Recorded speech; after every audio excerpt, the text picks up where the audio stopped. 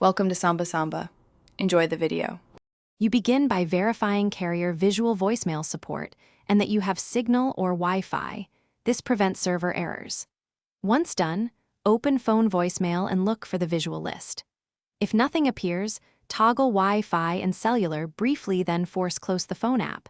This forces a fresh network request.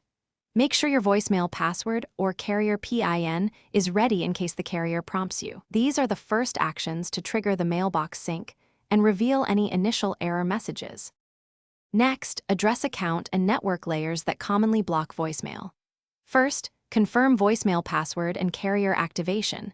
If needed, call carrier from another line to reset provisioning.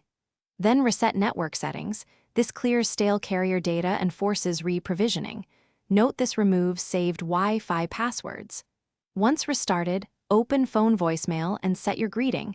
That step often completes the mailbox setup. Make sure transcription appears and that new messages show.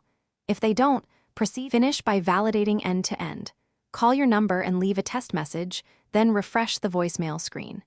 If the test fails, contact your carrier to re-provision voicemail on their servers.